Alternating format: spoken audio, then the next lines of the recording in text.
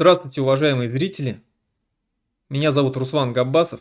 Я являюсь руководителем Комитета Башкирского национального движения за рубежом, а также на данный момент я являюсь президентом Лиги свободных наций. Вот этим своим видео я хотел бы ответить Марии Певчих, главе отдела расследований ФБК, которая в программе «Честное слово» высказалась критически высказалась, о независимости национальных республик, а именно конкретно о Республике Башкортостан. И она там попросила, чтобы кто-то прокомментировал новость, о том, что Республика Башкортостан и другие национальные республики смогут стать независимыми государствами. Давайте посмотрим сперва это видео. Дабы к нам в комментарии не прибежала масса троллей и ботов, все, что осталось от пригожинской медиаимперии, все-таки хочу уточнить, ты не против самоопределения регионов в случае, если они действительно будут отделяться в будущем? Нет, конечно, тут невозможно там это как-то запретить, конечно, там не нужно воевать или еще что-то. Я, если честно, просто не считаю, что этот сценарий реалистичен. Я не вижу ни единой предпосылки для того, чтобы Уфа становилась столицей отдельного государства. Мне кажется, там я бы очень хотела, если есть кто-то из Башкортостана, может написать в комментариях, как они сами воспринимают такую вот новость, что... Это за них Гарри Каспаров решает. Вы уйдете. Нет, мне будет жалко очень, если честно, если эти регионы отделятся. Безусловно, как-то, наверное, с этим можно будет жить, но рассматривать это как такое, знаешь, вполне нормально. Разделяться, пусть так будет. Это окей, не велико дело, да, как он говорит. Нет, велико дело. Конечно, велико дело. Это будет большой потерей, это будет, мне кажется, хуже и одной стороне, и другой стороне. Естественно, регионам нужно в прекрасной России, будучи при первой возможности отсыпать максимальное количество автономии, суверенитета и денег, которые они сами зарабатывают, им вернуть, а не забирать обратно в центр. И им что-то мне подсказывает, что это будет в абсолютном большинстве случаев достаточным решением. И у нас не появится башкирской освободительной армии, которая решит сделать, или татарской, которая решит там посреди России сделать какой-то анклав и отдельное государство. В общем, я бы просто не стала так легкомысленно к этому относиться, как это было сформулировано в этой дискуссии, на этой панели, которая проходит на полях саммита НАТО. Да, спасибо, что прокомментировали. Так вот, как вы уже видели, Мария Певчих так очень критически относится к тому, что национальные республики смогут стать независимыми государствами.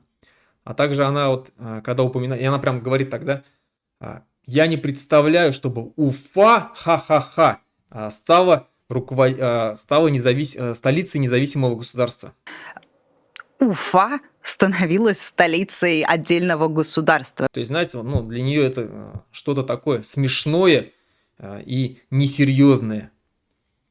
Так вот, я бы хотел ответить Марии Певчих, что Уфа уже много лет является столицей государства, потому что Республика Башкортостан является государством не только по Конституции нашей республики, но и по Конституции Российской Федерации. Это первое. Второе. Мария Певчих говорит, хотела бы, чтобы кто-то из башкир, из Башкортостана прокомментировал эту новость для нее. Я бы очень хотела, если есть кто-то из Башкортостана, может написать в комментариях, как... Так вот, это для Марии, видимо, новость. Для нас это не новость, потому что уже много столетий Башкирское национальное движение борется за независимость нашей республики, за независимость и свободу нашего народа. И когда она говорит, что для нее было бы жалко, и это было бы большой потерей, чтобы Республика Башкортостан отсоединилась и стала независимым государством, то я прекрасно ее понимаю. Я, конечно, понимаю, потому что вы либералы, хорошие русские, сидите там в Москве и не понимаете всех наших проблем, проблем наших национальных республик. Вы не понимаете, как нам живется и почему мы хотим независимости. И, конечно, для вас это будет потерей, потому что вы теряете крупный регион, крупную республику, а точнее, для вас она не является республикой, для вас она является колонией, сырьевым придатком, откуда вы выкачиваете наши природные ресурсы, наши людские ресурсы выкачиваете много-много лет. Конечно, вы забираете огромные налоги миллиардные у нас. Конечно, для вас это будет потерей. Но для нас это не будет потерей. Для нас это будет приобретением и благом. Потому что, еще раз говорю, что мы много лет хотим стать независимыми. И вот сейчас, когда открывается окно возможностей, мы, естественно, своего не упустим. Дальше, что Мария Певчих говорит. Знаете, вот у многих хороших русских в сущности они все являются имперцами. И они тщательно скрывают свою вот эту имперскую сущность. Но когда их выводишь на откровенный разговор, у них вот это выходит, вырывается изнутри. Главное правильно поставить вопрос. Так вот здесь Мария Певчих говорит, что как она видит решение вопроса национальных республик и федерализма. Она говорит, что надо просто отсыпать при первой же возможности как можно больше автономии и суверенитета национальным республикам. Отсыпать максимальное количество автономии и суверенитета. Знаете, у меня сразу картина такая представляется, что Мария Певчих такая в палатах Кремля подходит к сундуку, берет оттуда горстями, начинает отсыпать. Нате, башкиры, берите суверенитет и автономии, я вам дарю. Вот эти вот фразы, вот эта фраза ее «отсыпать суверенитет и автономии» очень напоминает фразу одного уже известного политика, который нам уже когда-то говорил: берите суверенитета, сколько сможете проглотить. Мы говорим башкирскому народу, народам Башкирии, мы говорим Верховному Совету, правительству Башкирии: вы возьмите ту долю власти, которую сами можете проглотить. Все мы прекрасно знаем, что из этого вышло.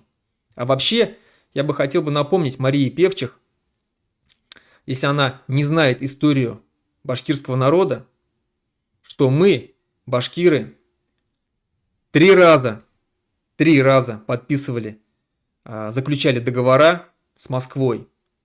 И 3 раза эти договора в одностороннем порядке со стороны Москвы были вероломно нарушены.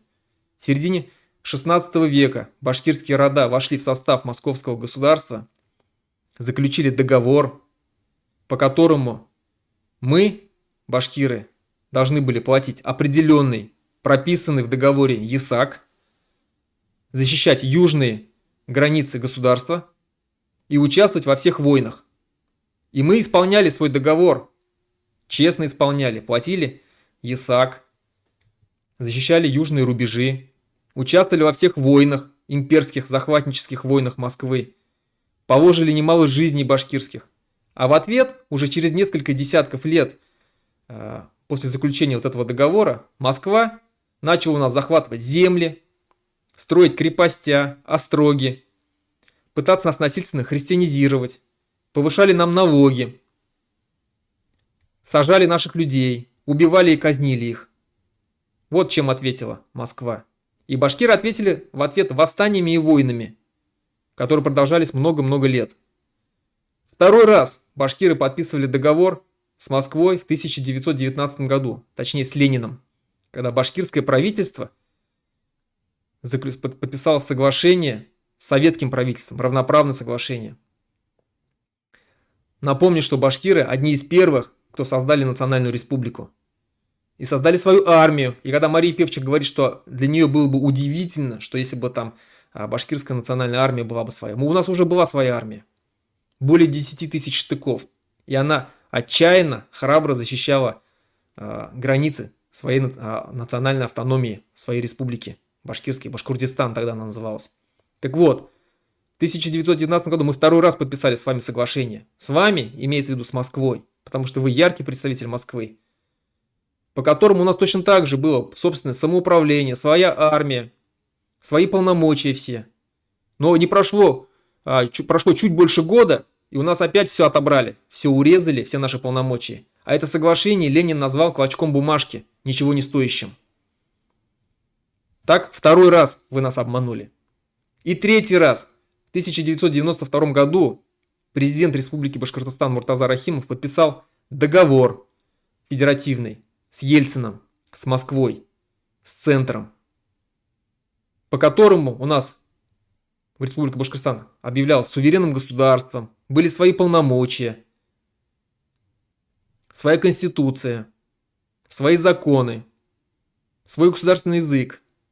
И не прошло и 10, то есть прошло 10 лет, чуть, да, даже чуть меньше. И все это у нас вновь отобрали с приходом Путина. У нас отобрали нашу конституцию, всю изрезали, искромсали и привели в соответствие с Конституцией Российской Федерации. Ничего не оставили нам своего национального. У нас запретили наши политические партии республиканские. У нас начали сажать наших национальных лидеров. У нас начали запрещать наши национальные организации, признавать их экстремистскими. У нас запретили башкирский государственный язык как обязательный для изучения в своей собственной республике.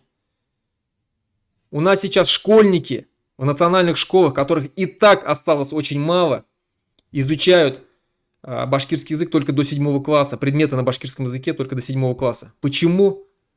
А потому что ЕГЭ можно теперь сдавать только на русском языке. И они вынуждены переходить с 7 класса на русский язык обучения. Что, естественно, ассимилирует наш народ. У нас перестали выпускать специалистов. Интеллигенции практически не осталось башкирской, которая бы готовилась в институтах. У нас нет и своего национального института. У нас ничего не осталось. И все это благодаря Москве. По политике Москве. И вы нас сейчас пытаетесь уговорить, чтобы мы вновь остались с вами и вновь вам поверили. И достаточно только нам отсыпать суверенитета и автономии. В прекрасной России будущее при первой возможности отсыпать максимальное количество автономии и суверенитета. Нет, мы не хотим больше с вами оставаться. И как только появится эта возможность, как только откроется окно возможностей, мы сразу же его используем для того, чтобы объявить о своей независимости и выйти из состава вашего государства. Мы не хотим больше с вами жить. Вы нас постоянно обманывали, постоянно нас угнетали. И не надо нам говорить, что здесь русские составляют большинство. Нет. Русские составляют всего лишь 1/3 населения. И многие русские точно так же не хотят жить в составе российского государства и быть под Москвой. И они поддерживают независимость Башкортостана. И практически весь 99,9% башкирского народа поддерживает независимость Республики Башкортостан. Есть часть коллаборантов, которые против, но это небольшой процент. Мы готовы к независимости. У нас для этого все есть. У нас есть интеллигенция. У нас есть умы. У нас есть численность народа. У нас есть промышленность республики. И мы обязательно станем независимыми. Как бы вы этому не противились, что бы вы ни делали. Если вы говорите, что вы не хотели бы воевать с нами, уже говорит о том, что вы, возможно, будете с нами воевать. Так вот, мы готовы с вами воевать за нашу независимость, если вы попытаетесь у нас ее отобрать. Надеюсь, я доступно объяснил вам, Мария. Спасибо, всего хорошего и до свидания.